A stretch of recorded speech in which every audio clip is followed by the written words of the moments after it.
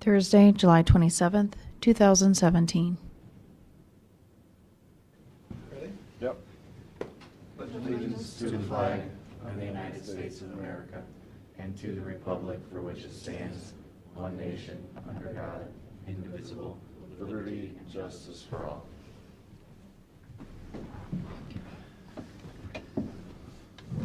We have minutes. I don't think so.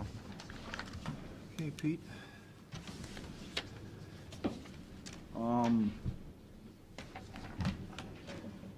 I think you probably saw where, I distribute out information to the political subdivisions for the round 32 for the issue 2 programs, projects, grants. We have a committee which is essentially representatives from the villages, townships, and cities, and obviously the county. We kind of head it out. You guys have any preferences on who I asked for those subdivisions as far as being reps on this committee? Who's on it now? Well, this last round, Vermillion, Margaret Township, and Bayview were the reps. Margaret Township's been pretty steady. I'd say Margaret Township seems like they're always the township rep. Yeah. And is that a recommendation of the Township Association, or? I have no idea, to be honest with you. I mean, I think it's important that, each one of the villages have at least, that there be one rep for the villages. Oh, that's how it works. Yeah, okay. Yeah. I wouldn't want to see that One from the changed. townships, one from the cities. I know for the cities, we usually rotate that. Yeah. So, like here in Sandusky, I should probably ask for this time. Yeah.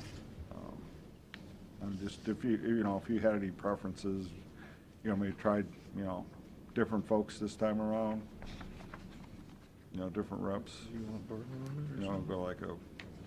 Go to say the. I had talked to CJ Cam, and he said that he would be interested in being on that committee, so if that seat's up. For the village? Yeah, so you might want to reach out to him. Yeah, it's not like they're appointed for any length of time, or we just kind of, like I said, we can rotate them and pick where we Yeah. think we want. See who's interested, to be honest with you. Yeah. All right. Yeah, I'd reach out to him, because he asked me about it. Yeah, he did it a couple years ago. Mm-hmm. Okay, I can do that.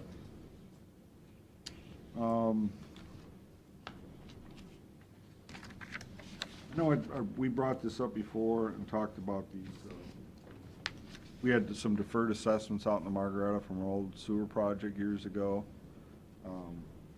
I just wanted to kind of refresh everybody where I think we stood was what we were gonna do. I thought the recommendation was, again, you could, pay it up front now. If you made plan to do it over 5 years or less, we wouldn't charge any interest. Anything over 5 years, we would charge the interest that everybody else paid on it. What we want to do is basically send a notice out to those property owners, say, here's what we're planning on doing. And we've got to provide the notice to the auditor to collect these assessments no later than the second Monday in September. These are for people that haven't paid? Right, these are agricultural deferred that only lasted for 20 years. We're actually a little past that, but, Like 12 years? yeah, something like that. I know one of the property owners interested because they want to develop it Yeah. or sell it or something like that, so. How much money are we talking about? You know what? That might be in question. I thought when we talked, it was essentially 4 different parcel owners. According to the one note I have here, an older document, that really there's only 3, so I need to get that clarified. It's either 52,000 or 48,000. We need 3 or 4 parcels. Well, I just need to get that clarified, because that's not quite clear on some of the documentation I have here. But I So, want to get this out to these properties so they know what's coming, and here's your choices. You okay with, everyone okay with that? I'm okay with it. yeah, I mean, you came up with the 5 years, that's not a statute. Yeah, well, now, I think we can go up to 20 years. by statute, so, Pete, a lot of these people, some of these are, all original owners have died, right? I believe so. Original owners have died and gone to the trustees, kids or grandkids now, that's how long it's been. Yeah, Yeah. right. Okay. I get that, once I get that verify which actual property owners and how much, I'll get that out. So to give them a little bit of time to know what's coming, as opposed to us just, doing a blanket, assessment, if you will. Okay? And, last week, we had a gentleman come in here representing the Old House Guild and, I believe it's the Heritage Society or whatever they call it over at the fairgrounds, that group about this house on Bogart Road regarding the roundabout that the engineers was planning on putting in. He asked me to get some information from the engineers. Their project milestones is to do this project next year. Basically, they want to have it start construction in April. Hopefully, they would award a bid, hopefully in March, put it out to bid, 1st of February. But they've got these milestones. The big one they're really looking at regarding this is basically, they have to do this right-of-way certification. They have to get that into the state 60 days ahead of time, and that milestone date is November 15th of this year. So, backed up that up. September 15th is when they're looking to get that in there to them. I thought we'd asked, I talked to the property owner to see if they're, what their concerns were, and if they were willing to come in. Their concern is that they do use it for storage. So their thing is, well, I gotta find something new for storage, and it's gonna cost me quite a bit of money to do that, and they're thinking what they've been offered is just equitable. So that's where their beef is. They had not heard about this, about the historical folks coming in, and their request hadn't heard about that. Basically, they just asked some questions like, well, what were they planning on doing? What was, practically, what were they gonna do? Do they wanna, do they wanna buy the house? Do they wanna move the house? Who's gonna pay for it? Things like that. So, obviously, we didn't get any comments from that gentleman regarding anything like that. There was. back to that engineer thing. I thought, I looked through that email, I didn't see any crash statistics. What, was it in there? He gave a lot of drawings on how it prevents crashes, but I was wondering if, there must be a reason we're doing this, must be a lot of crashes there or something? Yeah, I saw that, but that's upside you saw down. this? That's upside down.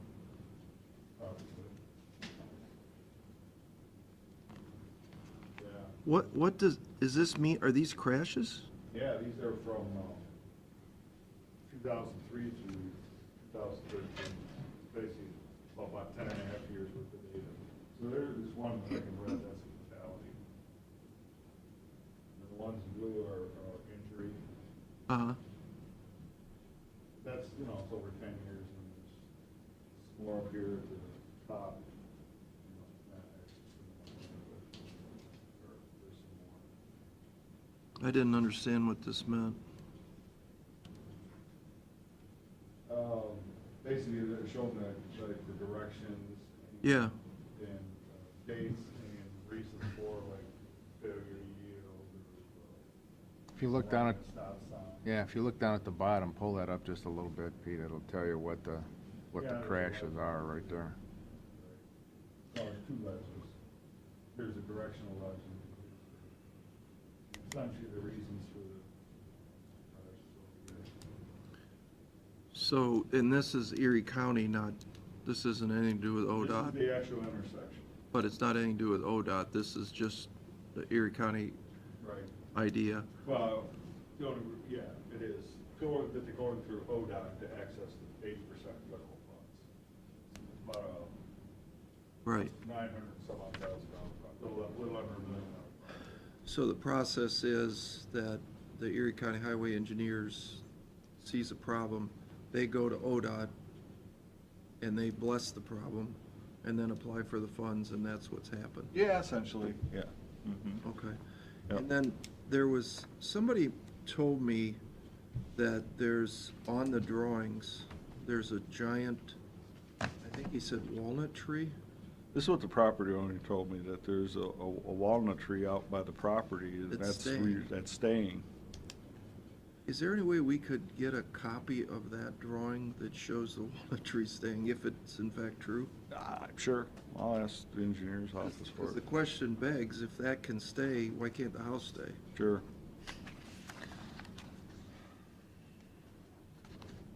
Okay. So I don't know if you want me to try to get a hold of Mr. Shield and see what their plans were, because again, that's what the property owner said. Yeah, sure. I think Mr. Shield was concerned, but, you know, maybe he's talked to him since you talked, Yeah. maybe. Maybe, I don't know.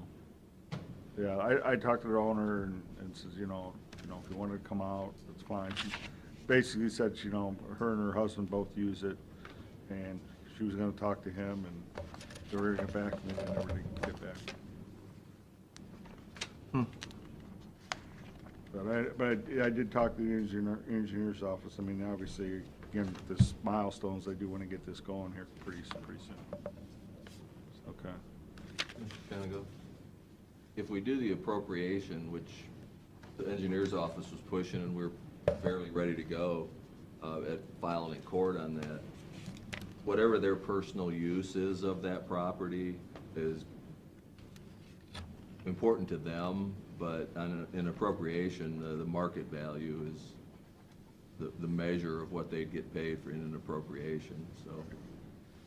So if And they- it- No matter what they and use they it did for, get a- whether they live in it or not. Yeah, and they did have a historical study done, which basically indicates it's really not a historical site. Oh, they did? Yeah. In other words, it wouldn't. That true? It wouldn't qualify for that list of, what is it, Register of National Yeah, Historic. yeah.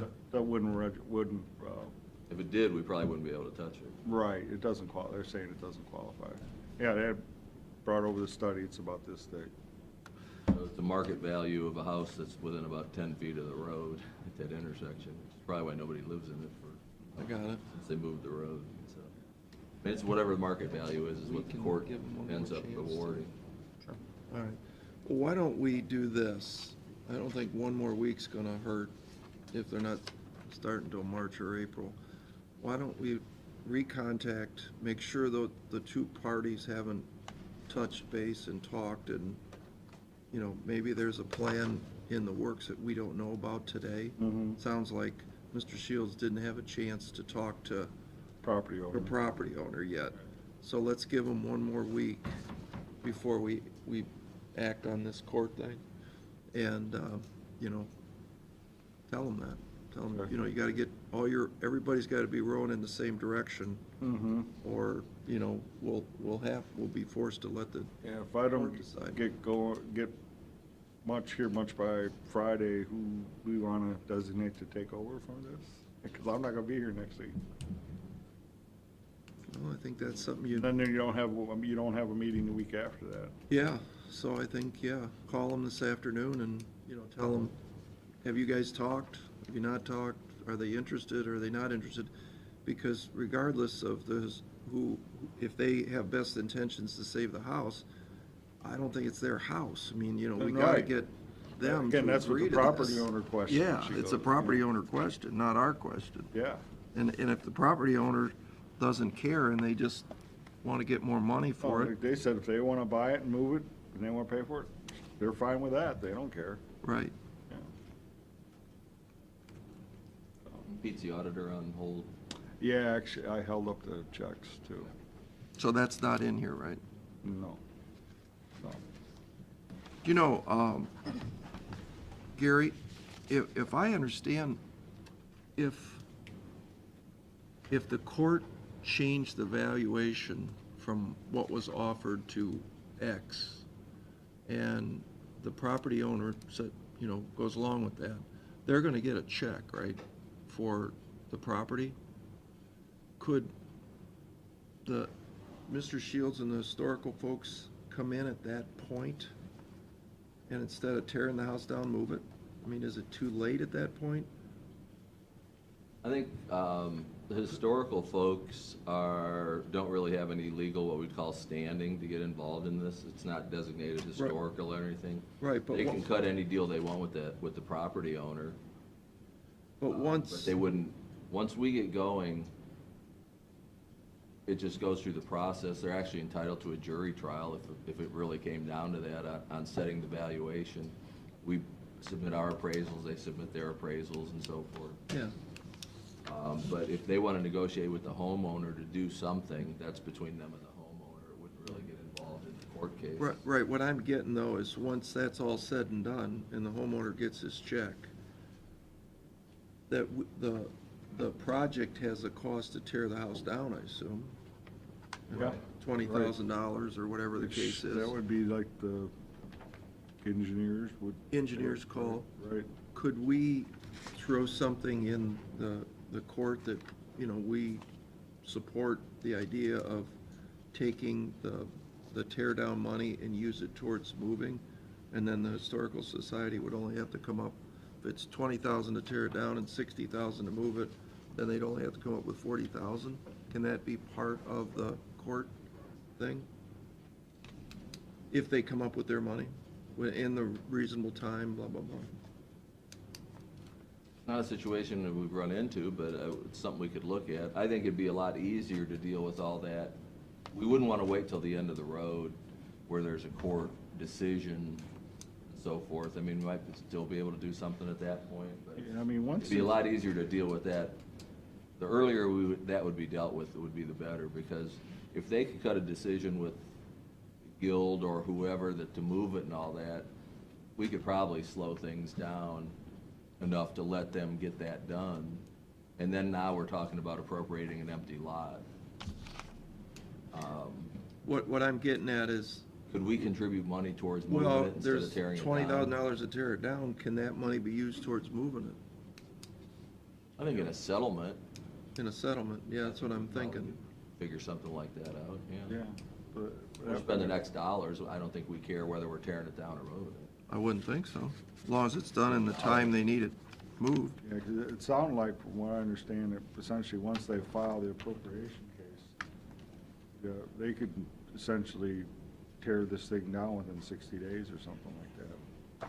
And- Even though it's not settled, but it's in the, it's in the court's hands. Yeah, you don't have to wait for the market value and the Right. price to be agreed upon. Yeah, I mean, it's very similar on Route 4. They went ahead and did that work even though it was Yeah. sitting with the court. Yeah, Yeah. the property owners are not always happy with how fast that can happen. Right. So maybe we need to ask the engineer now, if part of our agreeing to go forward with the appropriations is that if these folks can come up with the money, could that money be reallocated towards moving? If. And that maybe they'll say, no, you can't use federal highway money to move houses, I don't know. Mhm. Yeah, I think that, Why don't you ask them that question? Sure. I think the homeowner and the house guild people are the ones that have to really move fast and make a decision what they're gonna Yeah. do, because once we file and that clock starts moving, it's gonna be a lot more difficult, without us like withdrawing the whole thing. Uh-huh. That's kind of money wasted at that Well, point. suggest that to Mr. Shields when you talk to him. Say, Okay. that might give you some money to move in it if you can come up with, we're checking into it or something. Okay.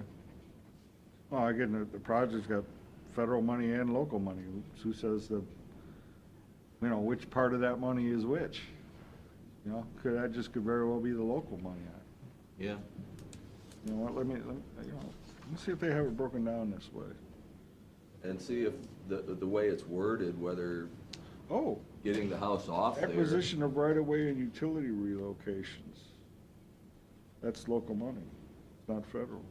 I would assume that's where that would fall into. You would think And preliminary development, which that could be part of, and that's all local money. Great.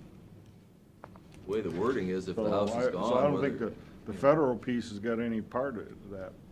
Good. Jack it up and move it, it probably fits under the same kind of language as knocking it over and hauling it away. Yeah, so to that would truck. essentially leave it in the engineer's purview, Well, if he wants to work that way. I think we're interested in, you know, if we can help these historical people, if they can come up with the difference of the money and we can apply some, the tear down money to it, great, you know, if that's a resolve, Mhm. you know, but again, he's gotta get with the owner, so. Yeah. Maybe the owner just wants it tore down. Was he talking about moving it to the fairgrounds? Is that what he was talking about? I don't think he was talking, I think they're, No, I think, Do you have I a don't think they destination really in had mind? any plans of where it would end up if they, fairgrounds would be a good point. Open it up, move it back on the property. yeah, or move it back, yeah. They gotta figure that stuff out. Yeah, that's not our Right, decision. right, just get it out of our way. Yeah. yeah. Yeah, they ought to put it on the fairgrounds and open up an old-time grocery store in it like it used to be. All right, let's keep Okay. going here. All right, that's all I got. All right. Yeah, do you want to go first, Barb? So Yeah, I you don't have to sit here through sewers and water? Thank you, I appreciate it. Even though you're welcome to sit here through sewer and water. Well, I'm a little short-staffed, so I do have to get back. I'm just seeking approval for an additional part-time position, and I've gone through the prosecutors, finance, and human resources. The funds for this part-time person will come solely out of my equipment fund, which by the prosecutors, it is deemed to do so. She just will be doing IT work, burning CDs, scanning, that type of thing, freeing up the staff to focus on the daily work and the public and assisting them. So, Did you talk to Nancy about yes, this PRS issue? yes, I did. And this individual is aware of that, Okay. that she will not be receiving PERS accumulated time because it's under a certain dollar amount. So she's aware of that. That's not a problem. So. What is it, a retire? Well, she's currently an employee that's had another position, but she's willing to do 5 hours a week to come in and do our after hours and do our IT work, which currently her job currently is a deputy and IT. So I'm seeking her as a part-time person for 5 hours a week, and then replacing just a regular deputy at a lower rate, and just like my other 4 staff. So she's leaving, or she's gonna work in She's addition leaving, to? but she's coming, she would just be working 5 hours a week as part-time, just doing IT, I see. where the replacement employee for her would just be a deputy, and of course, that's at a lower pay raise. So my budget for the general fund will actually go down, and this employee is totally paid out of my equipment fund. We did review that the equipment fund allows that, but It does, you're yeah. this person. Yeah, if they work on Purely- technology. For just IT. Technology, IT. Yeah. All right, Yep. So, sounds like a good idea. okay, all right. Well, thank you very much. Appreciate it. Okay, thanks, Barb. Is that on our desk or is it coming through? It is coming through as a, I believe, a budget adjustment, if you will. Okay. But not today? Supplemental appropriation. No, I think it is a part of okay. it, yeah. Thank you. Thanks. So you guys are up. Is that all right with you, Sue, that they're gonna be a while? They're gonna be a while? Yeah. I'm gonna take 10 minutes or less. You want her to go? I'd go. Thank you. Okay. So here's our third quarter report. Did you read this? This is that. She's gonna put on, Hey, Dave, straighten that agenda, will you? well, I messed it up, didn't I?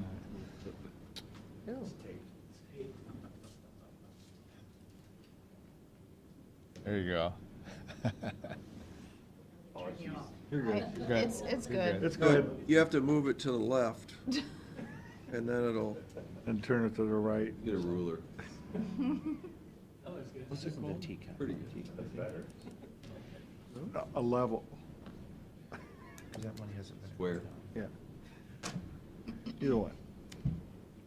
How come I can't get PowerPoint up to come up? That's Windows 10, it doesn't. Does anybody know how to use this? Because I don't have 10, but I can't get.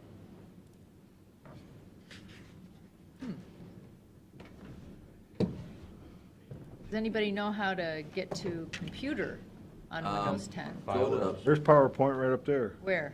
Oh, thank you.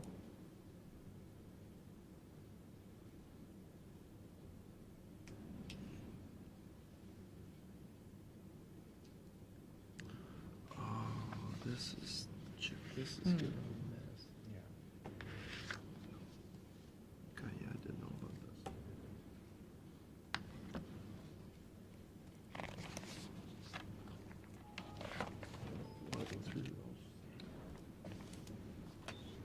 Maybe they want to go and I can look for Try mine. them. Yeah, go there and try File Explorer. And then there should be your external. Yep, thank you. I hate Windows 10. You're using up 2 minutes of your 10 minutes. I know. So do you want them to go? Here, click on Yeah, that, Here, go down where it says Mark 16. Oh, Yeah. thank you. Okay, that's what it is. Thank you. All right. we got our IT person on staff. Bring back the flip I chart. didn't even know to go to File Explorer. See these Okay. youngsters? Yeah.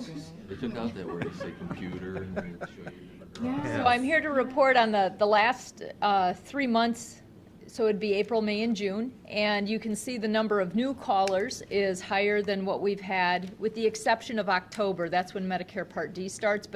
But normally we've been around 40, and we've been ranging from 48 to 50 new callers. This is the trend. The blue line reflects the trend of the number of inquiries we're managing day to day.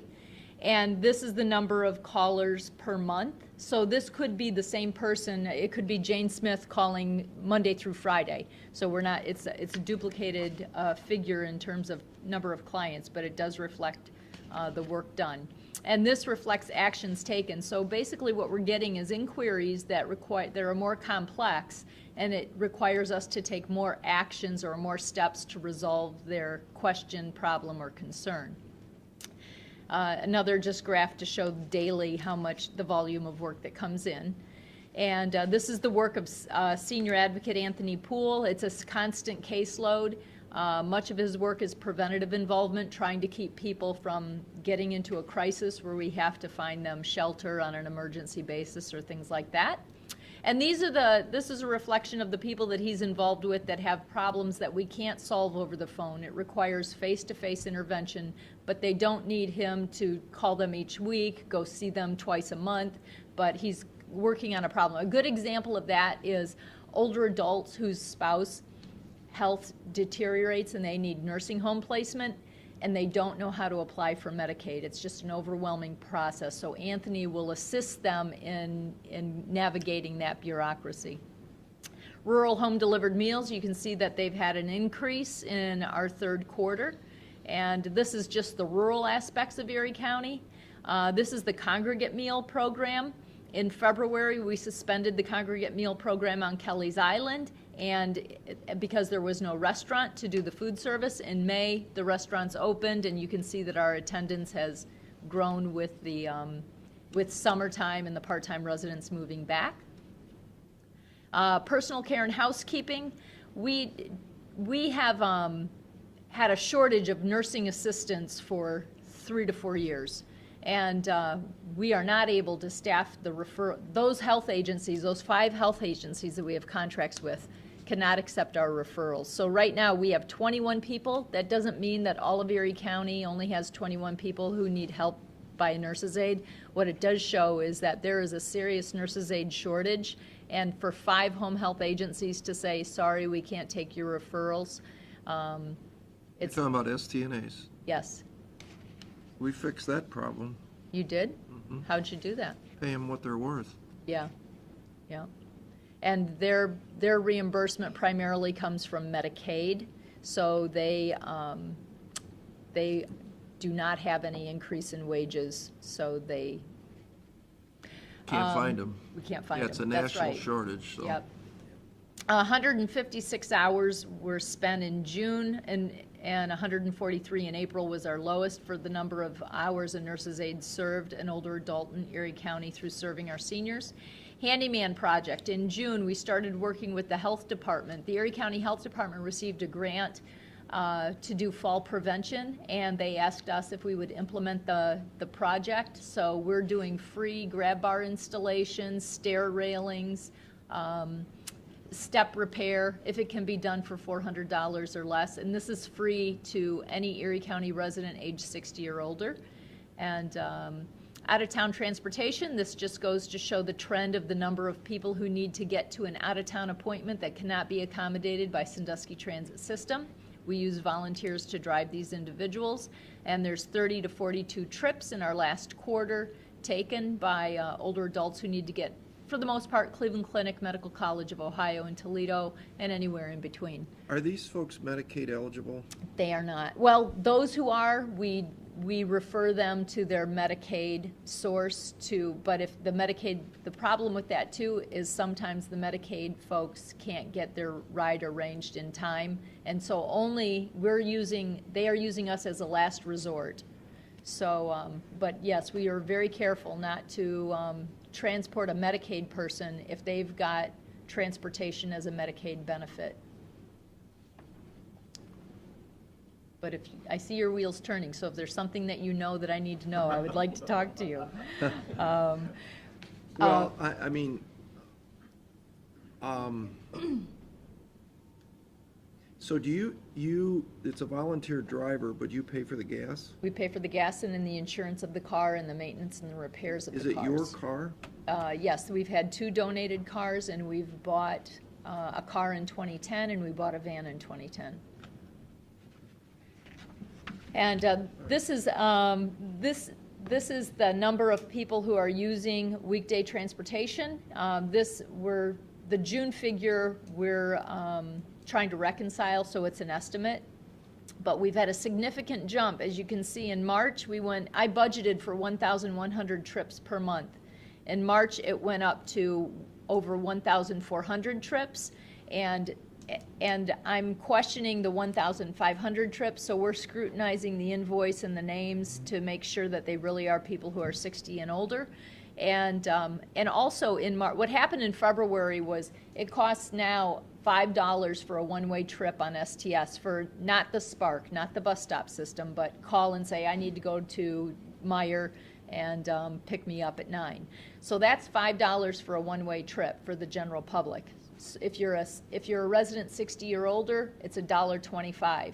So what I believe happened. But their cost is $12. Well, we're paying actually their cost. I think they're finding their cost is more than that. So serving our seniors for every one-way trip a senior citizen takes, age 60 or older, serving our seniors pays STS $13.50. Okay, That'll go up to $14 next contract, which is October 1st. So you pay the difference? Yes, Oh, and okay. then the passenger pays a nominal fee to board the bus. If you're a senior citizen, because of our contract with STS, that nominal fee is $1.50. For the general public, if you're under the age of 60, you're paying $5. Why? What do you mean general public? Senior? Anybody under the age of 60 is general public. So you don't have to be a senior citizen to ride public transit. You can No, be any right. age. What And about MRDD? Are they in this they number? have a contract of their own too, and With STS? yes, and so there's a nominal fee, and I don't know what that is, but they're probably paying something like around 13 or 14. And there's also, when Marvin was here, they were pursuing the, what? Marvin's not here? No. They were setting up STS so they could bill Medicaid. So to my point, though, what I believe happened here is in February, people who were not 60, you don't have to go through serving our seniors to schedule your ride on STS. people who have difficulty hearing, people who have difficulty with memory, they will use us. People who use public transit will just call themselves and go. I think when they learned that they had to pay $5, and the dispatcher said, if you call Serving Our Seniors and you get on their rolls, you can ride for $1.50. That is what I'm attributing to the jump. And but now it's even more, and I think there are some errors in the invoice. I don't think there's 1,500 trips that Serving Our Seniors should be paying for, but I'm happy to be wrong. But that's what I'm looking at right now. So we're scrutinizing the June. We're working on addressing diabetes in later life. 25%, according to the health department's health assessment, 25% of older adults living in Erie County are diabetic. And what that means is their drug bills for insulin are probably ranging anywhere from $300 a month to $600 a month for insulin. So clearly, it is unaffordable to be diabetic. And so the training that my coworker has been certified to give is to help people to understand that injecting more insulin is not a cure. Don't eat the cake and inject more insulin, which is what we're finding most diabetics. That's how they deal with it. I know I shouldn't eat it, but I'll just take more insulin. And it just makes them more brittle and increases their need for having to buy more insulin. So 25% of every person in Erie County Age 65 and older. is diabetic. Yeah, now 12% under the age of 60, 12% of the adult population is diabetic, and then it doubles. Diabetic or diabetic? It just said diabetic. They didn't differentiate. Yeah, I So if suppose you're it would taking an probably be oral, diabetic. if you're taking an oral pill, or it didn't differentiate if you're doing an oral pill or if you're doing injectable insulin. So what my coworker and I did is we recently met with Steve Arndt, our Ohio representative, to ask if he would entertain legislation that would allow insulin to not be a prescriptive drug, because we frequently get people whose spouse passed away, they have $900 of insulin, and all they can do is throw it away. And the reason they have to throw it away is because it's a prescription drug. Who can dispense prescription drugs? A doctor or a pharmacist. So we can't even tell that person, do you know somebody else who's diabetic, and can't give them your insulin? Because otherwise we'd be telling them to go dispense a prescription drug without a license to dispense. So we're telling them all you can do legally is throw it away. We can't take it. The drug repository doesn't want to take it because they're not certain that the drug's been tampered with. But actually now the new insulin's pretty clear. You can't tamper with it unless you're a magician. The other thing is they're not certain that it's been stored properly. So the drug repository doesn't want to take it because they don't want the liability. So that's how we're helping. That's what we're doing, because we can't afford to subsidize it anymore. The price is just going crazy. We have 7 people that we are assisting that have been on our rolls since the late 1990s. But when they pass away or go into nursing home, we are not replacing those individuals. And in June, nobody came to us for purchasing insulin. These are people who are getting meds for free through the manufacturer. And this continues to show a decline in the people who are using drug repository. That's the number of clients helped, the number of prescriptions dispensed, and ramps installed. I think we've met our critical mass. We have about 107 now of ramps throughout Erie County. So when one goes down, we're in a fortunate position where we don't have to buy many pieces or parts, and so we're not incurring ramp bills. Ray and Marion Cook Fund is for urgent needs, and we helped 9 people in April, nobody in May or June. The Alzheimer's Association continues to do its work. I did notify them that we will not be renewing our contract with the Alzheimer's Association because for the most part, we have not seen an increase in use in services, and our priority budget items are rural meals and transportation. And given the increase in transportation, I am now looking at cutting budget items in order to afford transportation and hot home delivered meals for next fiscal year, October 2018. This is another afternoon group of participation for people with Alzheimer's disease, and these are private appointments. And this is a repayment fund just to show you how many people that we've helped. We've helped 16 people. We've had 3 people renege, and these are for important matters, but not urgent. And hearing aid fund, if you know of anybody who can't afford a hearing aid, they can get a hearing aid for $150 if they qualify, and Serving Our Seniors will put up that $150.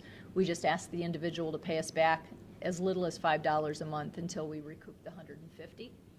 Dentures, we will be doing 4 more clients with free dentures starting in August. We've already spent $10,000 on the first 5 that we've helped.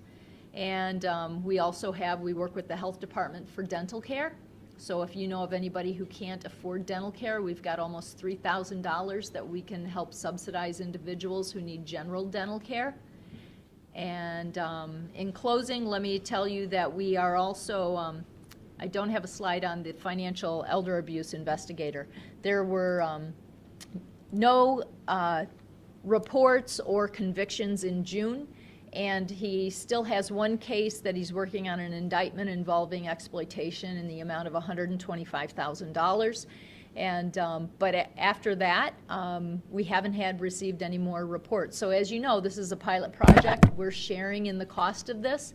And so this next 12 months will be, or 10 months will be very telling to see, is financial elder abuse a problem in Erie County or not? And so far since June, it looks like nobody's reporting. So if it's occurring, nobody's reporting. So if there's anything that you can do in your leadership position to help. Also, I know that you're working on the opioid epidemic, and we experienced our first call involving that. And Serving Our Seniors is working to implement a practice in our contract for food service. We received a call from a neighbor who said, I'm concerned about the little old person who's delivering meals. She's delivering to a drug house, and I'm concerned for their safety. So I never thought geriatrics would come to this, but we now have to look at contracting to protect the safety of volunteers for not delivering home delivered meals to a drug abuser, an illegal drug abuser, and brings other people into their house to abuse drugs with them. Well, in that case, it was an older person living there with a drug. The drug abuser was also the older person. So actually that person is age 60. So they qualified for home delivered meals, and they are an illegal drug user. So, and we will be at your community awareness event on the opioid addiction, but unfortunately, it is in the older population now. So, we're seeing it. Sue, two thoughts. You do these seminars, and I've been curious. I saw the one on financial planning and so forth. And it always says, if you don't get so many people, we don't have it. Is that work for you? I mean, it does. The one for we are canceling Making Sense Out of Medicare because we did not get enough, but we have been getting, actually the one about understanding the basics of wealth transfer, we maxed out the seating in here, and we're holding another one August 31st, and we have 60 people reserved for that. So people calling to say it works if the topic is of interest to them. Yeah. Well, I think that's great you do that for people. I mean, I think it's perfect. And then with your, would it help if maybe people don't know, maybe we should do another article that talks about elder abuse, and in order to do an article, they probably have to have something that's news. Do you know maybe when this indictment comes down? Maybe that would be the time. Yes. And actually, I thought we'd be slammed with reports because in Serving Our Seniors Magazine, we did a spread on the number of indictments. I only spoke to the people who were actually pled guilty or were put in prison. So I thought after this came out, we'd get hammered with inquiries, and we didn't. So but I thank you for that. I think that actually, once we know that this case does get indicted, then it, maybe that's the then time to that's say when I this should do service is the article. available. Yeah. Thank you for that suggestion. Okay, thank you. Okay, thank you. All right, let's talk sewer and water. And Sue, you are welcome to stay. Thank you. I might need help pulling this out. I don't know what these icons look like to eject a thumb drive. Do you want this?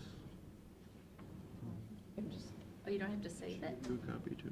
No. I mean, eject it? Or maybe just split it. All right. You're good. Thank you. Mm-hmm. Okay, I'm up.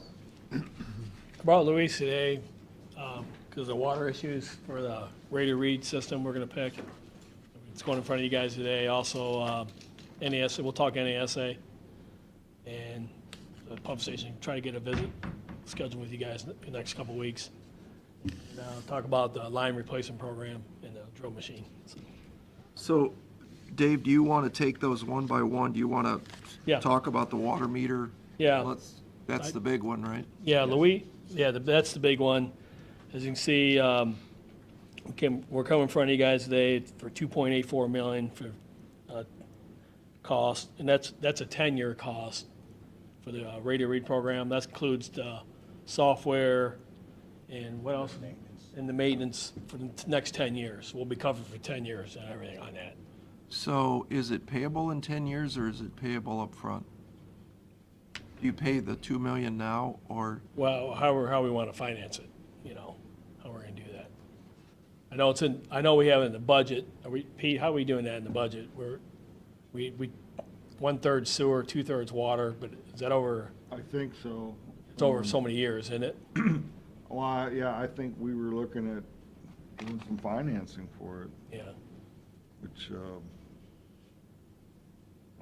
just say that, haven't lined anything up on it, but, Is that financeable over how many years? Is that well, a 10-year or what do you do? yeah, I mean, typically the guidelines are looking at, there are some statutory ones, I have to see where it fits, but I mean, general guideline is, what is the useful life of the asset? So let's say it's 10 years for an argument, that's probably about $350,000 a year, roughly? Roughly. 4%? Yeah. Roughly, something like that. I guess. 1/3 come out of sewer budget and 2/3 come out of the water budget. per All year. right, so let's address $350,000, say roughly per year. How do we justify this then? Well, Number one, right now, per year, you're having this in the radio battery replacement program is around $120,000 a year. This year it's gonna be over $120,000 a year, just for the battery replacement, to keep the system running. And that's this year's prices. okay. We also have labor cost. This month alone, if we had done all repairs, that'd have been another, it was about 800 repairs alone for this month alone. That'd have been, what, 33,000 in labor cost. That's this month alone, if we did all 800 repairs. Wow. 2 men reading, Now, stop that for a thought. It's $33,000 for this month. Does that happen every month like that? well, the problem is, we're adding probably, what, 300 or 400 a month on top of that. But that was a bad month. Our problem is the system's failing so much, we'll probably get 500 to 700 a month fail now until the system's done. So you get, The older it's getting, the more that it's getting worse. Yeah, And if the longer we wait, then. and the problem also, in the red there, also the problem is we're not, as you guys know, customers are calling, we're months behind and some of the meters are reading them. So we're estimating meters. what I'm looking at is The how cost do I of it. justify the $350,000? So I'm looking at what it's costing us today in stuff. Not that it's failing, it's. So, Can these men go do something else then? Like repair water lines like we talked about? Once we get this, if we get this new system, then those guys pretty much you won't see them out doing repairs as much. You won't see them doing none of that stuff. So they can come in and help us with doing line replacement. We can do, we have a correlator that we can go out at night and correlate our system and see if we can find leaks that are not servicing. When we visited Sheffield Lake a couple weeks ago, that's what they did with their guys. And they saved about 10 million gallons a month that they don't have to buy because they went out at night and they correlated their whole system. They buy their water too. because they buy like the we do. water, so that's what they're saving. But those are breaks that never surfaced, that they were going down into the ditches or Yeah. sewer trenches. That's how much water they were losing. So we can, when you say correlate, that means you can tell without reading a meter, for instance, Yeah, this, you go out on mains, yeah, so you get a correlator. You correlate, I don't know what that is. it's There's- a machine type machine you There's- take out, computer. I'll tell 'em. Yeah, go ahead. You go out at night and you sound the actual fire hydrants.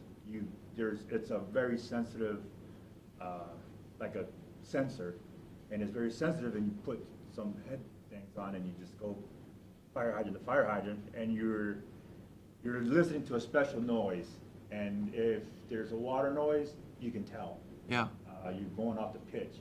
Now, then you mark that hydrant, say, okay, I gotta come back and correlate this one. So you keep going hydrant throughout the whole county. And then when you're done doing that, then you come back and wherever you heard a noise at a hydrant, you put these correlators on, like from valve to valve, and then you measure the footage out, you locate the main, and you gotta put down the footage apart from one to the other, and then it senses back and forth, and it tells you where the break's at. It goes off of a pitch, a sound pitch.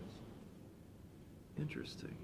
And we So- can do that, and the reason why you gotta do that at night is because of the traffic. Yeah, And if. well, you're and like on less water 250, use you too. can't- You'd have less water use going through the pipes at 2 o'clock in the morning. So, I mean, we have that, but we just don't have the guys to come out at night and do it, so. Do the system. We can have some of those come out at night. So you're telling me, I didn't know this, that you guys have this equipment? Yes. Really? So you're telling me that the only way to tell if something's leaking is if somebody calls in and there's bubbling crude coming up That's- through the ground? That's the old, It's the old way to do it. that's the old way, yes. So- Or you get a cop, who drive around in the middle of the night, call a dispatcher and call these guys out and say, hey, we got a break over here. But if it's rocky, for instance, it just goes down into the rocks, you'd never know. Never service. And we won't know. Remember the big one we had at Rye Beach Road? That in Huron there? That it tunneled a path out to Lake Erie? And that was, if I remember correctly, that was 50% of the Huron Water Department's plant water I was there at the time. going out It to was- the lake. Yeah, it was out, one of the streets going right into the lake, and the dead end, but the problem is the lake level had come up, and you couldn't see it, so we were losing half our water. We drove around town. We hired this correlator guy to come in from the underground service to check that out. He found it. You guys found out, we had to call the system, the one over here by Goofy Golf, that was leaking going into the creek there. That was a big one. Yeah, that was a big one. Falling too, so that's when we had to shut both valves off, and later on, Yeah, would Dellinger come in, or Dylan, drilled a new line in there underneath the creek? because, we've always suspected, we've always suspected that the amount of volume we're buying from the city isn't anywhere close to the volume that we're selling to the consumer. Right. Where's it going? never services, they go into creeks, sewer trenches, Rocky? we just don't know where they go. It would be nice with this system also in place, you'll be able to take your master meters, because they'll be on the same reading system. You take those master meter readings from the water we buy from Sandusky every day, and you can almost get your Perkins system, and whoever Sandusky customers are, you put that off there and you can get a daily reading and see why you're not matching up, what's going on. It would give a better leak detection in the long run. I mean, there's a certain amount of water loss that's expected, Right. but if you're beyond that. then EPA you- says up to 15%. Yeah. We're way above 15% in a lot of areas. Yeah. I mean, some of it's fire protection, but we don't know. Right. But, I mean, like if a hydrant's leaking, like underneath, where it comes off main to the hydrant, if that's leaking, I mean. We consider that a leak, and we'll find that. But you're still paying for the water. Yeah, exactly. See, that's the fallacy in our system, which is different than the city system, is when it hits the master meter and you fight a fire, we pay for the water. Yep. And yeah, I understand that could be part of the I think they call it water loss, Yeah. but I don't see that many fire hydrants getting opened, you know, to talk about the volume. I mean, we were up in the 20%, right, Right. as I remember. You And know, I don't think we're 15 buying billions, you know, 1.5 billion, 2 billion gallons of water a year. We can this system should help us tighten that up a little bit, plus more people going and correlating the mains. It should help us a lot in water loss. So that's a benefit that's not on there. Could be a lot of money. So, And what Sheffield did is with this system, when they saved that 10 million gallons a month, they're replacing whatever they're saving off of buying the water to replace the lines. Yeah. the lines. So it's going into something that's good for us. Yeah, yeah. and we'll save a lot, you know, on service orders too. There's some money savings there per month because our guys are going out. We're doing Finals. 1,000, 1,500 service orders a year. We gotta go, we have to drive actually out and do the service order, check it. From now on, the billing office can do the reading. They can do the service orders. The only time we'll go out and do service orders, a customer needs us to go out and meet with them on a leak or check, you know, water quality or something. So number 4 is, it says 39,000 per month. That's not per month, that must, No. per year? That should have been per year, sorry about that. Okay. And that was like 9 to 10 days of reading per month for 2 guys.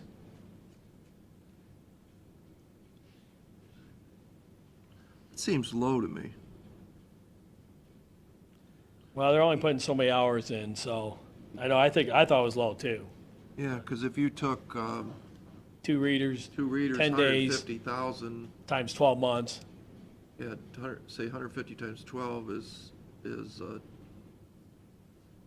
2 guys cost you $150,000, divided by 12 is $13,000, right, Divided by, per month. Well, 150,000 times 1/3, right? No, that's about right, isn't it, Pete? Yeah, yeah, That's pretty close. yeah. very close. Okay. Yeah, 40,000. And the other reason we picked Neptune out of or Nico, or Neptune system out of there, it was a simpler, it's cheaper, plus it's gonna be a simpler fact, and it'd be about the same as Census, and Census was almost 4.5 million, 4.3 to 5 million on that system, compared to 2.8, and this is for 10 years. That wasn't including Census 10 years, addition on that. Because their yearly cost jumped to 25,000 a year by year, by year 10, just to maintain the system and their network. So to recap then, the meter repair per year now is 109,000. Yeah, that was 2016. This year, it's 60,500. That's through 6 months, so this year, it's gonna be over 120,000. But 109 is probably pretty consistent for quite a while now, that's in your budget. Well, yeah, but every year it goes up. Every year we've been It's been adding climbing. because Right. we're 'Cause replacing more. Yeah, Yeah, I understand that. I'm just trying to find an average Yeah. so we could see Year- what's in the budget now to justify the 350. yeah, because next year it could be 130, the year after that it could be 140, it's gonna continue to climb. Yeah. And prices are gonna continue to climb also. If we do get this, then we can lower that back down, because everything will be under warranty, pretty much. Yeah, for 10 years, and 10 then years. 10 years prorated, so Just the towers won't be under warranty, just the first year. it'll be this will be a 20-year system. So,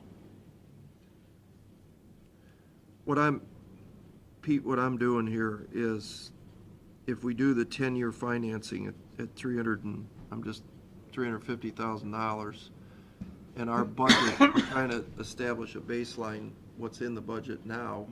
Now you're gonna add 350,000 to the budget. Do we need to add more money to the budget? And it looks like if you took 109,000 as a baseline for repairs that you've been doing, I know they're gonna go up, but 10,000 for the battery stuff, 40,000 for the labor savings, and 38,000 a year for service orders that you're currently paying. I mean, the most you can come up with is 200,000, right? Roughly? Unless I'm missing something. So it sounds like, and those aren't even true labor savings, because you're not getting rid of the guys. True. They're gonna go do something else. And utilize them to do something. Right. But in the end, what we have to look at is where do we get the Well, the thing 350,000? is, I mean, I guess how you could equate that is that, okay, we're gonna do these additional things, we have to hire more people, but we're not gonna be hiring more people because of that, so you could equate that savings. Good, yeah. Yeah. So that's not that they're unjustified. Right, but the way I always look at it is Right, where do you're I trying get to the balance. 350,000 every year to pay if it's not in the budget? Mm-hmm. So, does anybody have a solution to that question?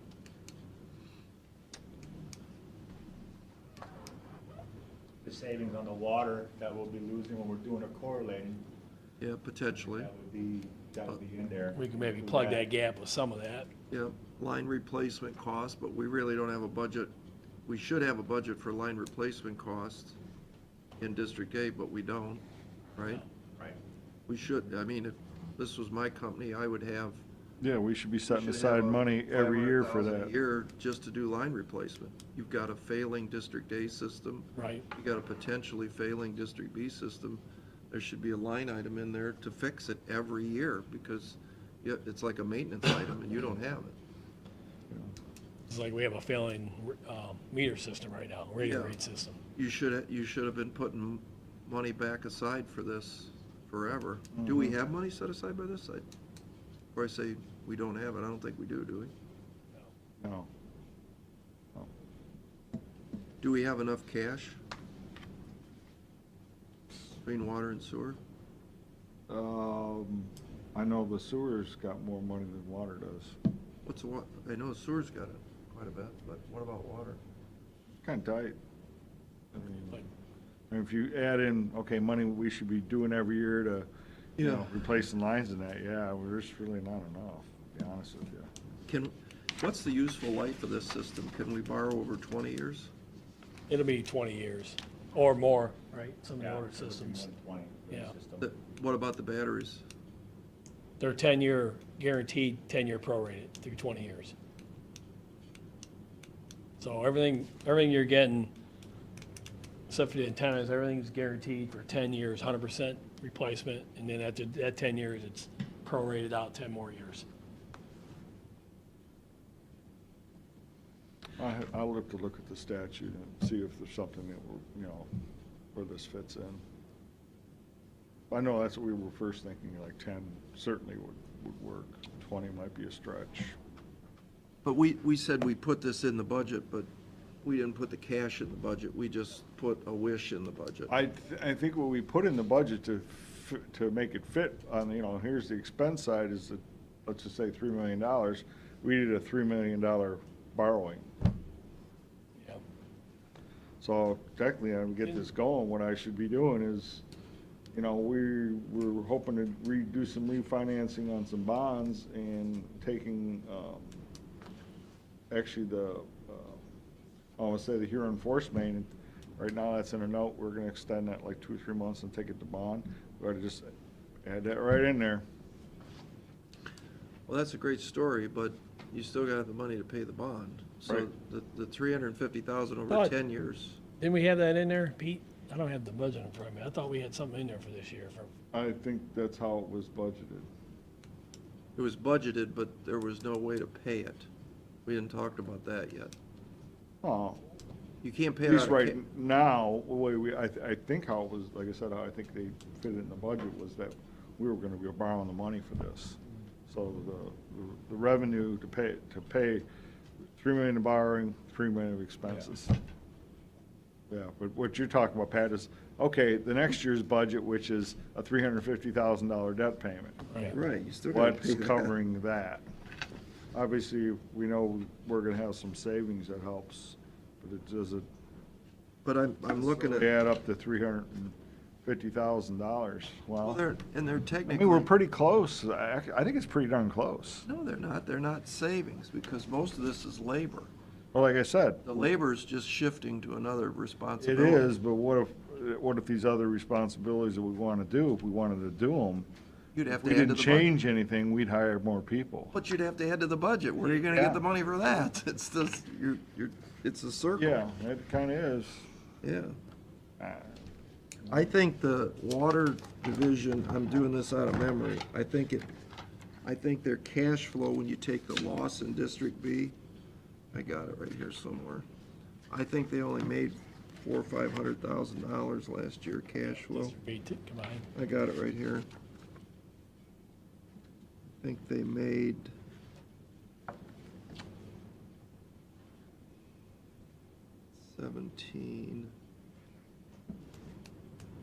$514,000 was the budget request for District A.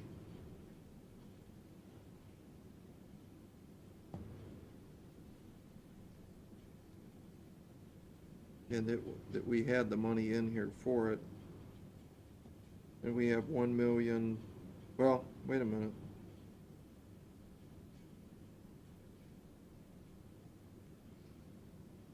Yeah, 2 million in water, right? Yeah, it's two, so it would be 2 million in water, 1 million in sewer. sewer.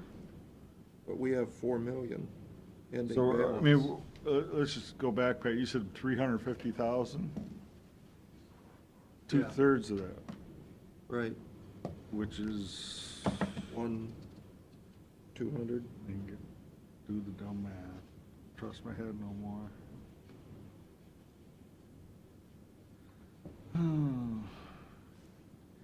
Pete, I think you ought to seriously look at not borrowing. That's the money. $234,500. So we, We're about balanced. yeah, I mean, that's, you're looking at just the water costs, we're pretty much there, Pat, Uh, as far as water costs. You know, if saving over, let's just say it's 120,000 a year on the batteries. Okay, I only got another 110,000 of savings I need to make it up with. Yeah, I agree. I think we're pretty darn close to that. Well, and I think, I mean, two guys is that, to hire 2 more guys to do the services you want, that's $150,000. We're beyond I'm that. 100% in agreement if you hire 2 more If you guys. hire. Where are you gonna get the money to hire the 2 more True. guys? Yeah, I know. So, but I think if you look at your cash balances, it's right here. Mm-hmm. I think you got enough money to do this. I mean, I think the one thing we really ought to look at is the $2 million loss in District B. There's your problem. District A is fine, District B is 2 million in the hole, right? According to the 2017 budget.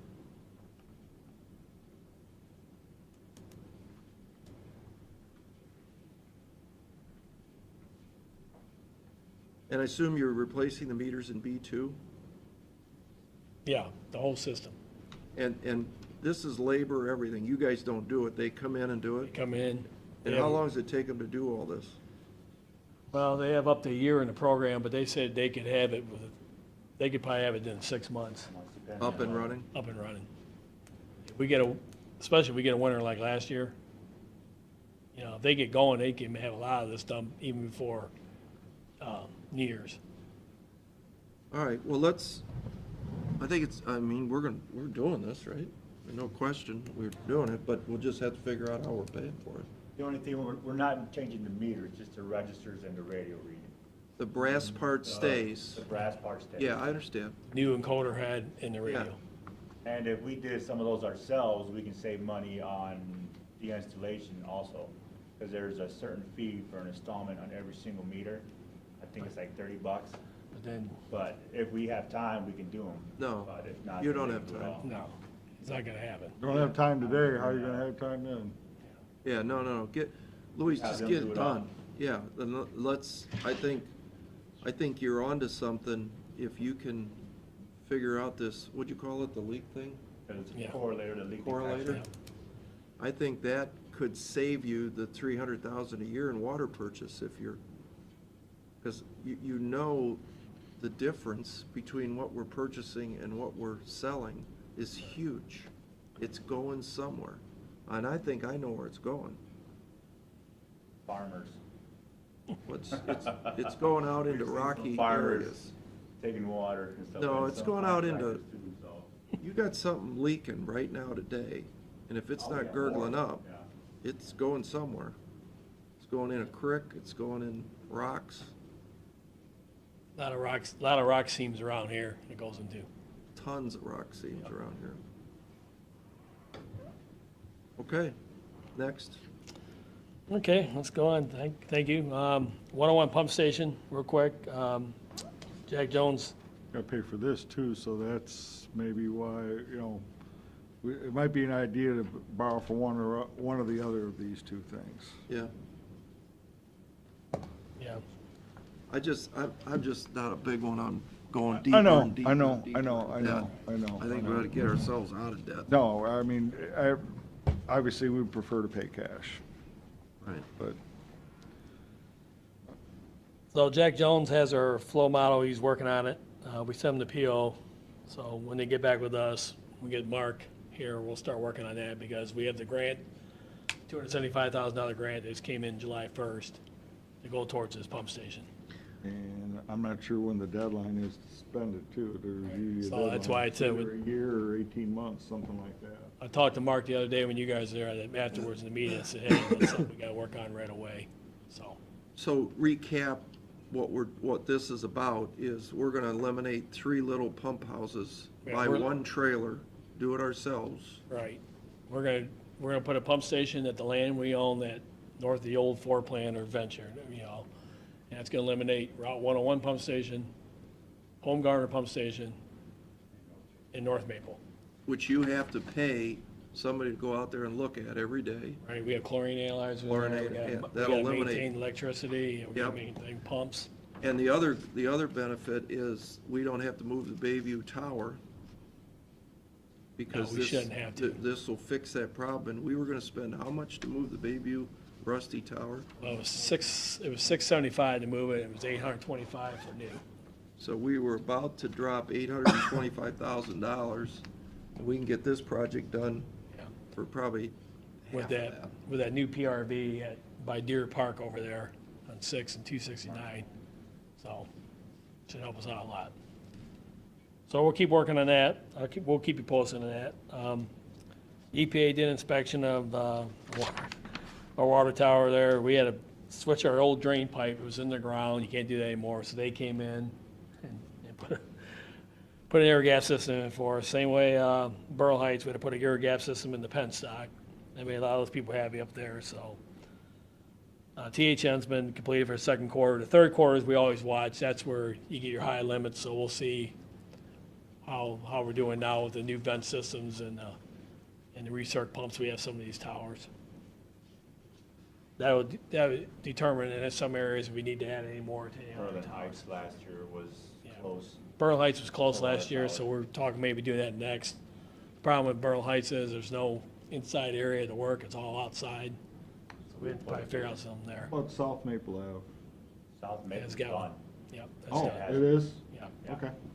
The one that we were thinking about next was Brother Heights Uh, for the THM. Don't we have a smaller tank out like on Billings? I think? Billings has one. Yeah, that has one.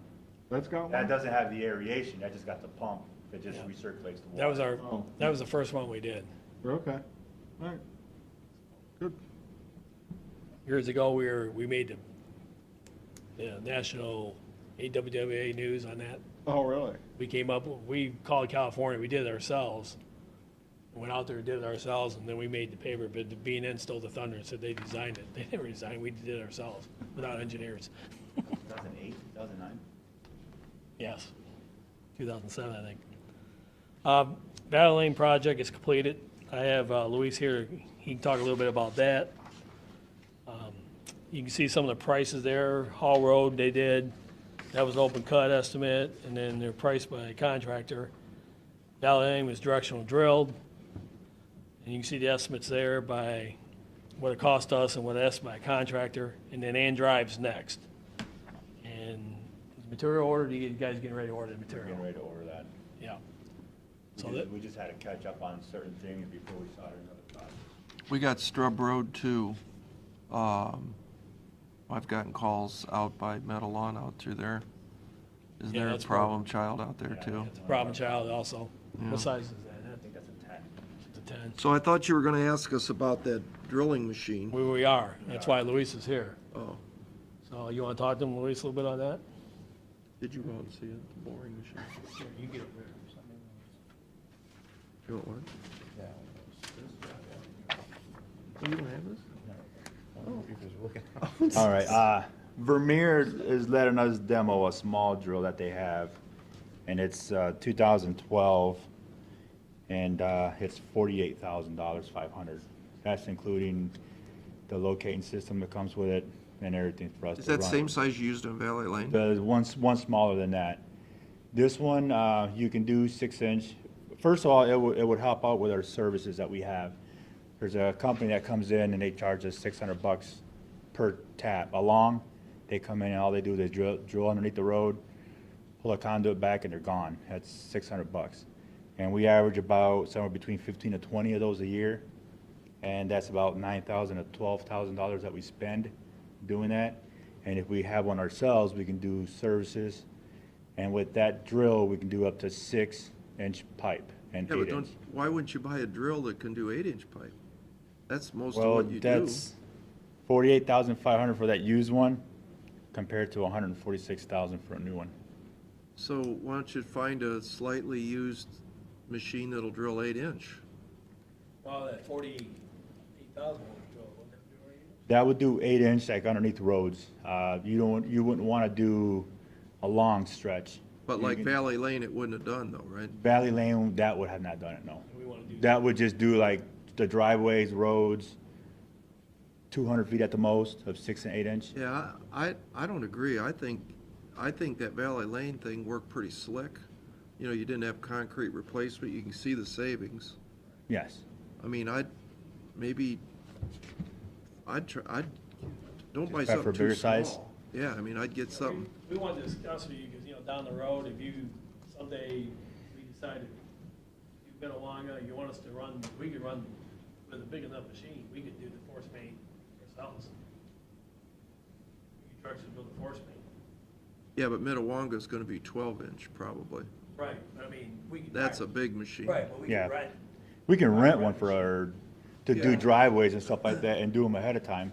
What about this Columbus Avenue where I think it was Columbus Avenue, you were telling me that we built a brand-new water line down Columbus Avenue, but we'd never tied all the people's Yes. service lines in. What's That's, that about?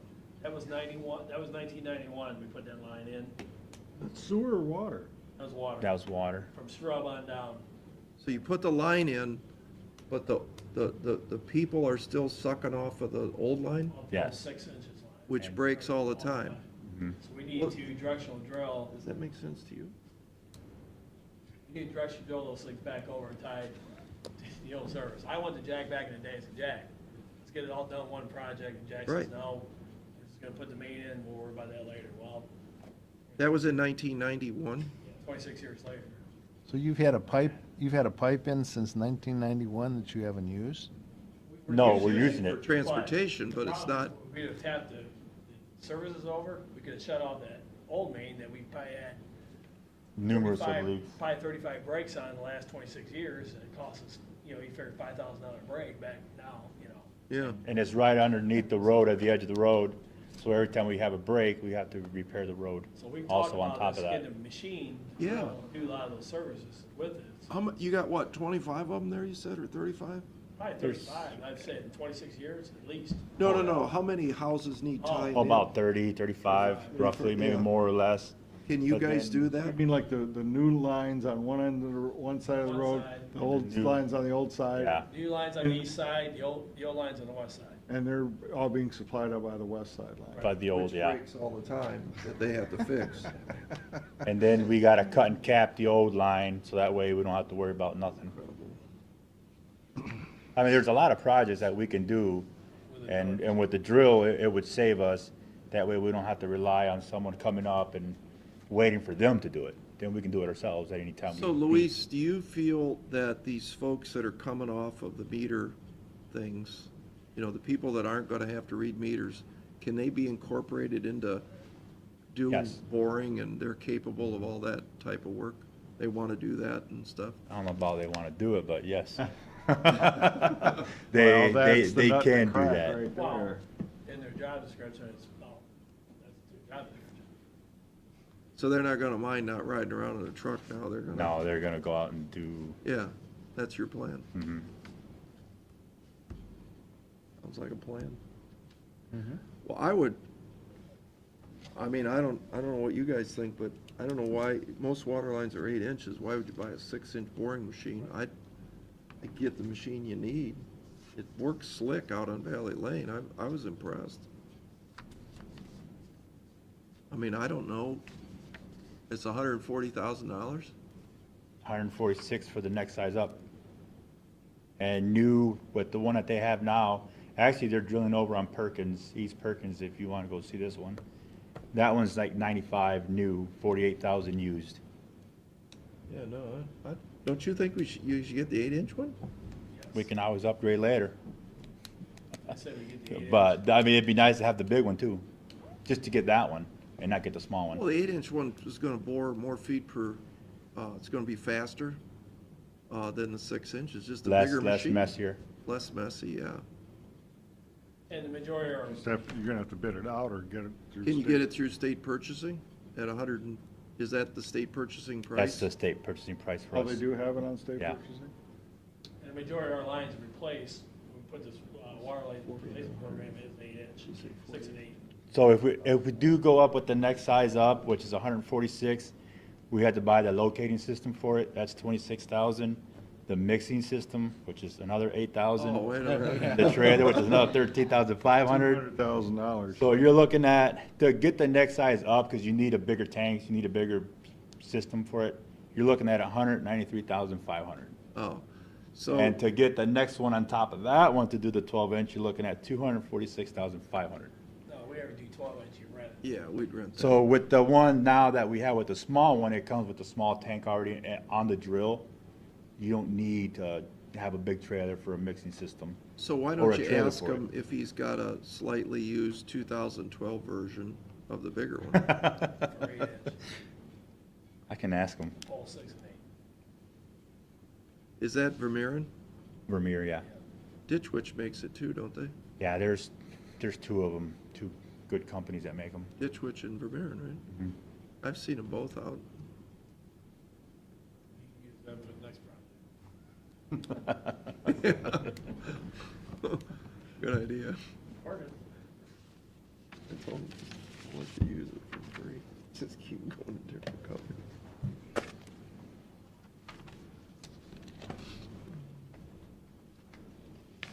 NASA, you know, we got that pump up and running. I didn't know when you guys will schedule us the next, we're thinking maybe like a Tuesday or Wednesday in the morning, or like 9 o'clock in the morning or 1 o'clock in the afternoon, this next Tuesday, Wednesday, or the following Tuesday and Wednesday. Oh, this On next week, right? Tuesday works. Yeah, so you guys pick 9 or 1, whichever 9 for me. o'clock, is that okay? How long, what? It should only take maybe an hour. I have a 10 o'clock meeting, but. No, you'll be out of there. Okay. Yeah. 'Cause once you get back there, we can show you, then you can leave or whatever. But, Okay. Where are you gonna meet at, right in Walking or the, right in driving? front? meet in the front, and we'll just meet in the front parking lot. We'll just take a couple vehicles back, because you get a lot of walkers. 9 o'clock won't be as bad as 1 o'clock to go back there. So we'll just meet at 9 o'clock out in front there, So meet at 9 o'clock in the parking lot of Parking lot. Sheldon's Marsh. and then we'll let ODNR know. We always let ODNR know when we go back there, so we'll let them know that we'll be back there on Tuesday morning. They had to get in there and clean all that. You get those winds coming off the lake, and that splashes up. You get in storms, you get a big buildup, and you can't drive in there. So we get that. He's got that all cleaned up now. So.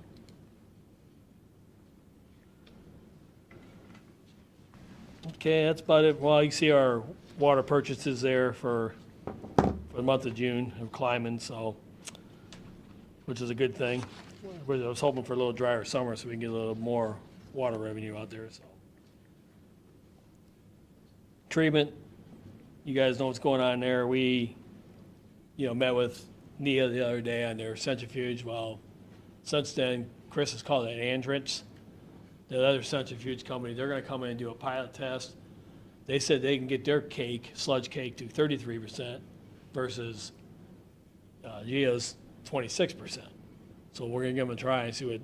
But this is the company that doesn't have the parts on the shelf and. Supposedly, this company is Had supposed them to be. down for 6 months. Supposedly, they're supposed to be, remember, made in China? Yeah. They're made in Fort Worth, Texas.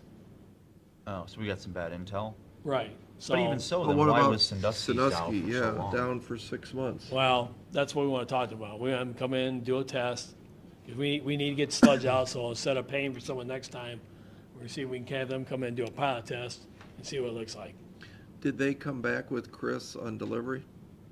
The first company? No, not yet. Dave, they had that trailer mount. What kind of machine is that? That belt press, Oh, is that what it it was? was a big old belt press. It looked like Okay. one of those old farm machines back in the turn of the century, Oh, belts running this way, water running everywhere. It was okay. It was crazy. I never want to see a belt press ever had. Dave, I couldn't. Collection system, Minnewanka, I just talked to Bob Engley the other day. He hasn't got back to me, but he said he was meeting with EPA out there. He said a lot of those sewer systems west of Chapel Creek in that area of Grand Harbor up towards Vermillion are failing. So they were talking to EPA, working on something, maybe about possibly getting a grant if we could sewer that area to bring to the lift station, which would make the Minnewanka lift station a little bit bigger, so. Yeah. We'll keep you posted on that. I studied meters from ADS have been picked up, they've been installed for US EPA, so we're monitoring that now for them. I'm talking to Gary before you guys got in here. We had a conference phone call 2 weeks ago, Gary, 2 weeks ago Friday.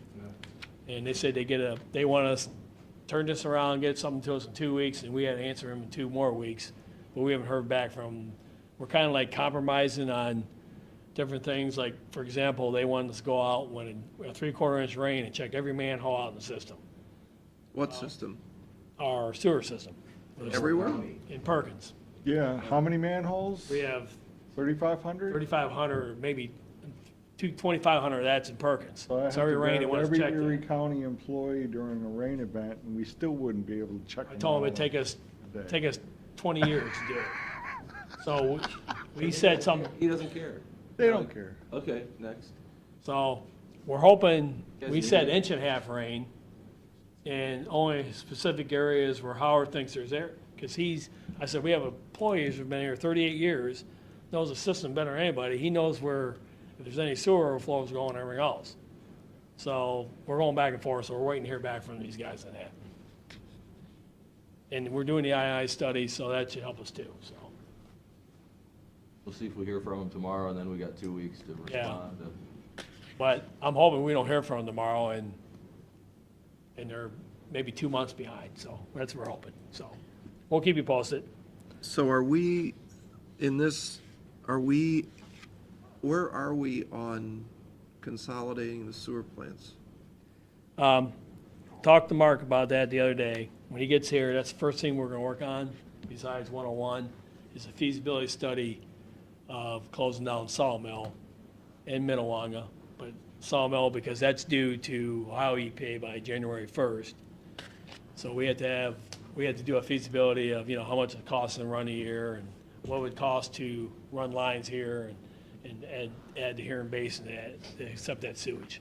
Is there there was a grant that we got for $50,000 to study the consolidation of Huron and Sandusky on the water side.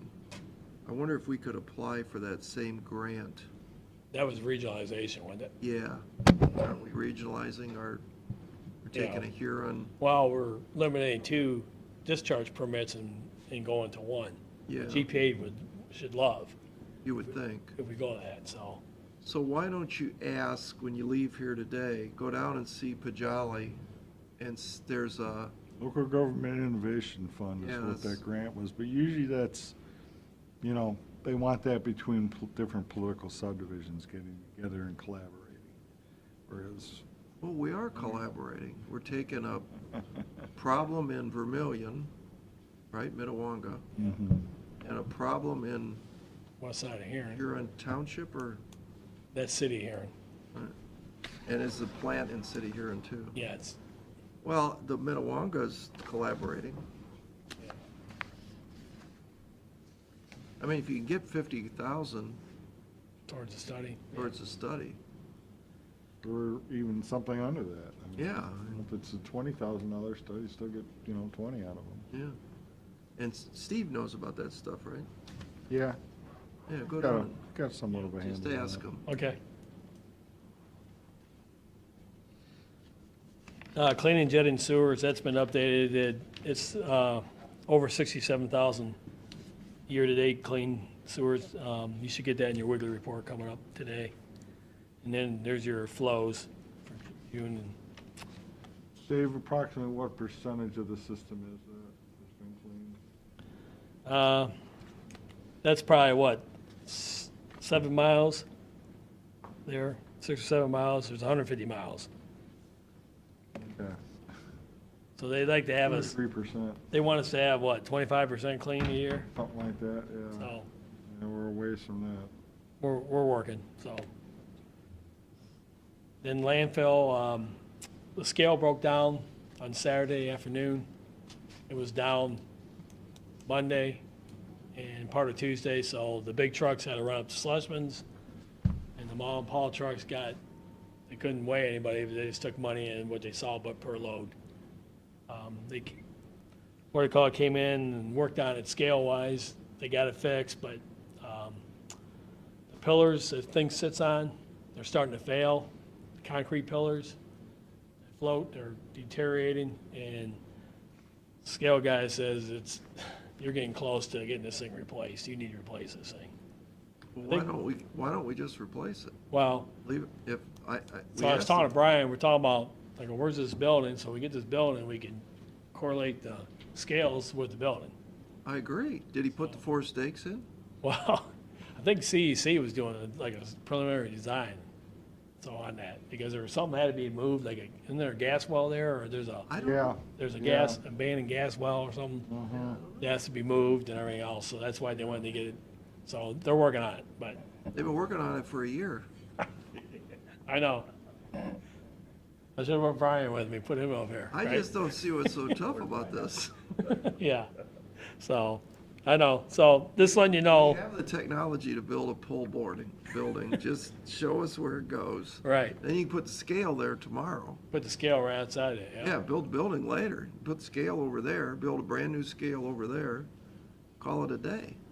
Yeah, because the new scale, Over there. new scale's gonna be what, 100,000 maybe, Yeah. new scale? So. Now, of course, the gas designs, they're still working on that, they're meeting with EPA tomorrow on that, on the alternative, if that gets okayed, then maybe we can get it going on that, so.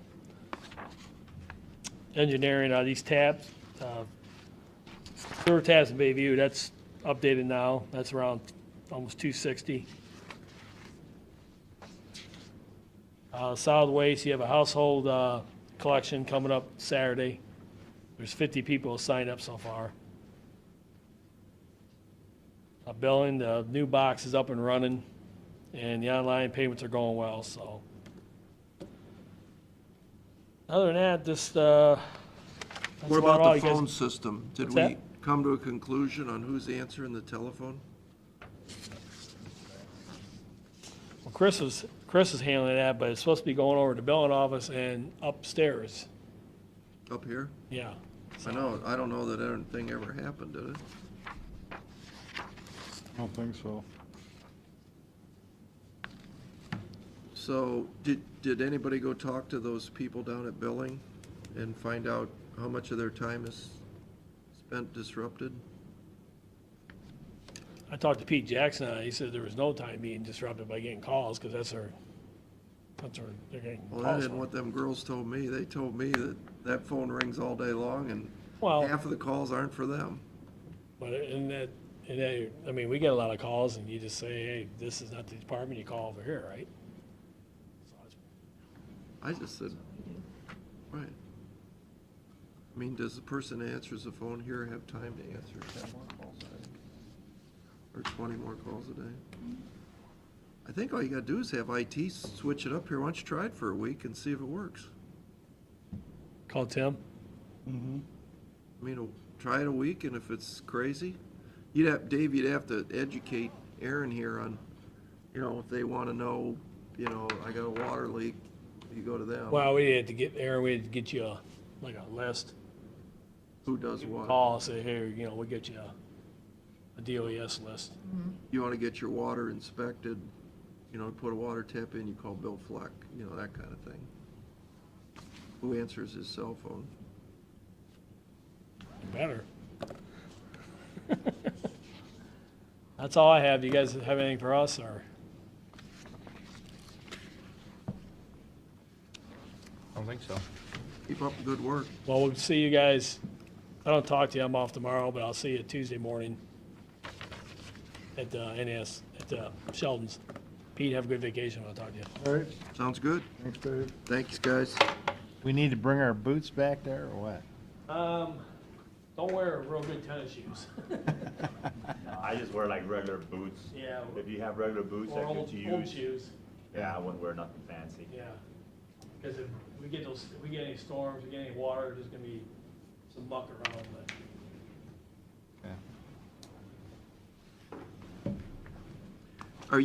You're gonna just pump it up to the valve?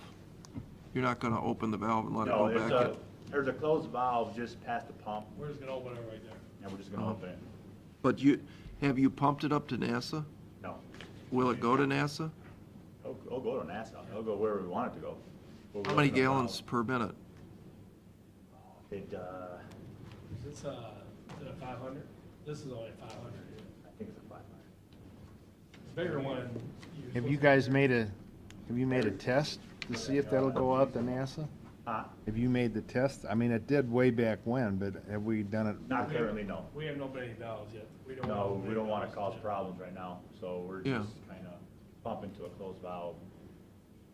Because what we did is we put a timer on that pump, Chuck from Firelands did, because there was so much moisture down in there, and if we don't run it like a couple hours here and there, then we may have problems, so he's got it on a timer. So it runs. Where we disconnected the pump and everything from it, so just the motor runs.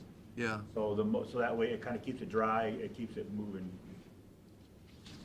So one of the things you ought to bring to this powwow is, did we get a price to put is the roof need fixing and the windows I need had fixing? prices for windows and roof, and Yeah. got shot down.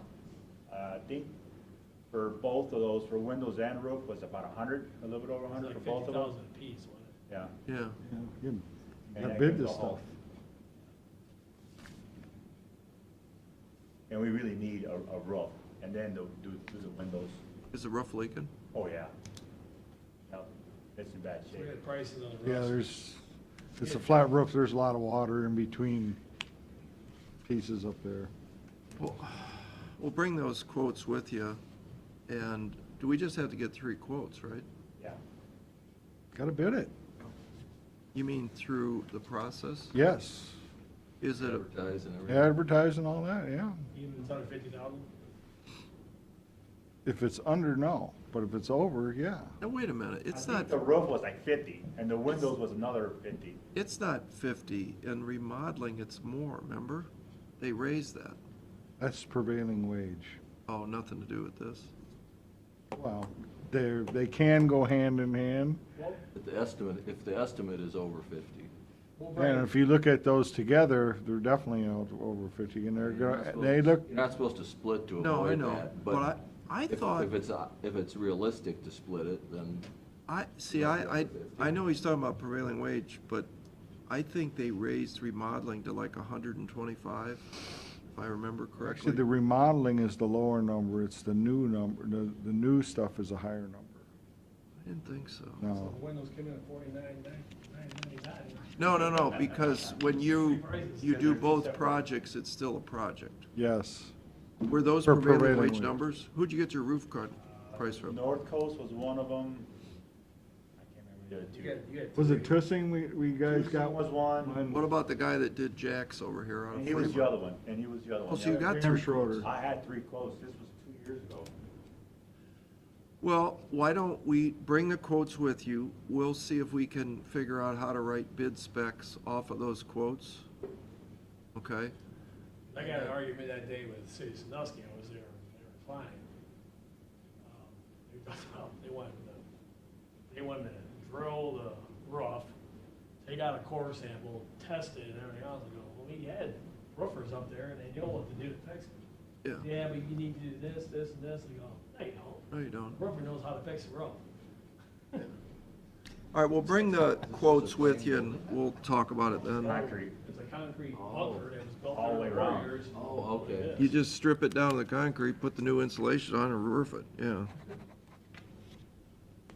Is their quote putting new insulation on? Yeah. Because the old tear it off to the and- concrete, put it back on, yeah. Tear out the trees. I already thought it was done.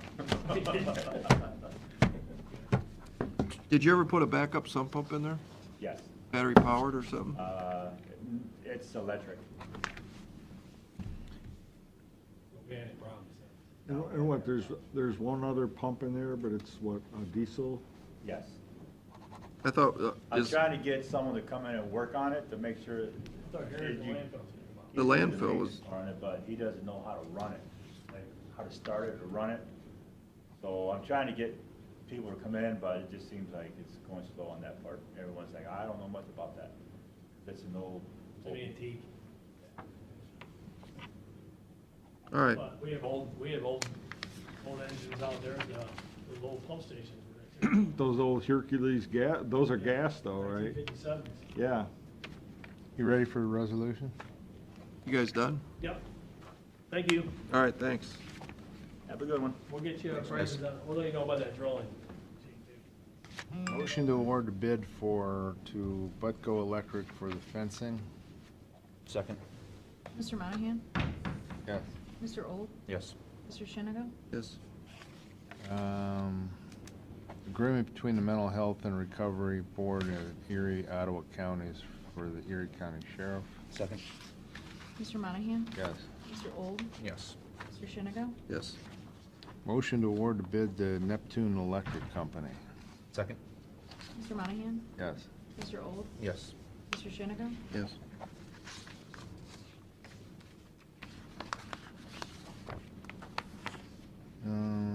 Authorizing drawing of warrants and payments upon contract or order. Second? Mr. Monahan? Yes. Mr. Old? Yes. Mr. Shenigo? Yes. Releasing of erroneously filed CDBG home lien on property located at 916 A Street, Sandusky. Second? Mr. Monahan? Yes. Mr. Old? Yes. Mr. Shenigo? Resolution Board of County Commissioner, Erie County, for the purpose of entering into an agreement with K&S Associates. Second? Mr. Monahan? Yes. Mr. Old? Yes. Mr. Shenigo? Yes. Entering into agreement with Berlin Township. Second? Mr. Monahan? Yes. Mr. Old? Yes. Mr. Shenigo? Yes. Entering into an agreement with Florence Township. Second? Mr. Monahan? Yes.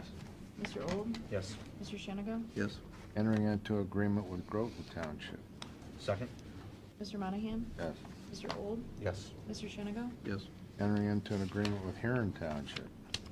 Second? Mr. Monahan? Yes. Mr. Old? Yes. Mr. Shenigo? Yes. Entering into an agreement with Milan Township. Second? Mr. Monahan? Yes. Mr. Old? Yes. Mr. Shenigo? Yes.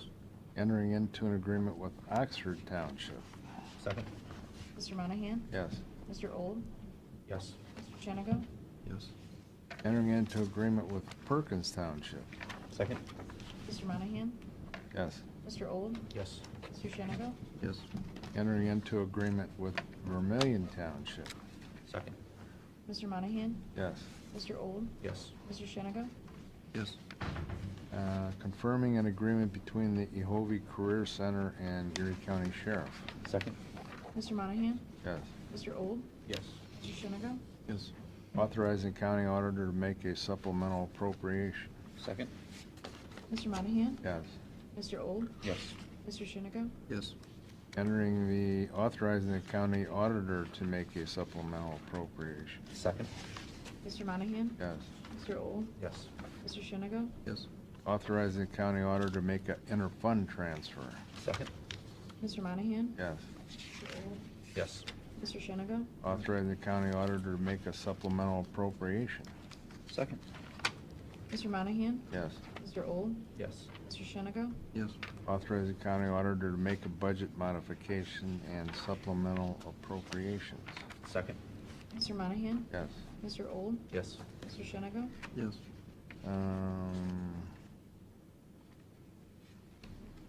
Entering into a memorandum of understanding between the United Way of Erie County and the Board of County Commissioners of Erie County, Ohio, County and Family and Children First Council. Second? Mr. Monahan? Yes. Mr. Old? Yes. Mr. Shunigo? Yes. Entering into an agreement with Simon Solutions on behalf of the Erie County Family and Children's First Council. Second? Mr. Monahan? Mr. Old? Yes. Mr. Shunigo? Pete, I had a couple of questions on some things that came across. This contract with JFS and the transportation Yes. piece, what's the update on that? Did they get that resolved? Yeah, I think you'll see that little yellow tab in there. Oh, okay. That's essentially the issue about the, quote, wait time problem. I think that language sufficiently addresses that. Did we get all the things resolved over the last one? Did they pay those bills, or where are we with that? I think it's right here. Just saw it. Well, the director told me she would not sign herself for the amounts that were in dispute. Is that it? Right there? How much? Well, bumping their contract from 256 to 306, it's the 50,000. That's just moving their contract higher. I know, but. That's all it does. Isn't that part of that, though? It could be and it could not be. We can't tell. Nope. Well, I think what we said that we wanted to move forward with this, right? Yeah, that we directed them to pay that disputed amount. The director is saying she will not sign herself for it. So who's gonna sign it? I guess maybe the board or somebody else in her staff, or B, or, Did you see this? This is the. but I mean, if you're the county auditor's office, it's either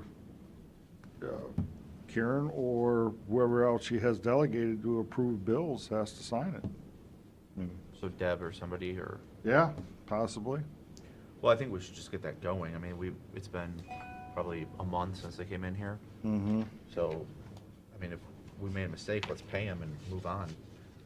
For this, this income maintenance worker, OMJ, didn't we approve this last week? Or is this somebody else? Yeah, they made another change to it. They made a change. What's the change? I think it's minor. I did not actually check out what it was. I did question, I says, hey, Nancy, we did this last week, what's up with this? Yeah, He said they came back and made another little change to it. So, okay.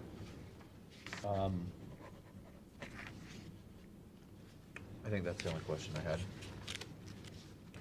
I'll make a motion to adjourn if there's no further business. Second. Mr. Old? Yes. Mr. Monahan? Yes. Mr. Shunigo? Yes.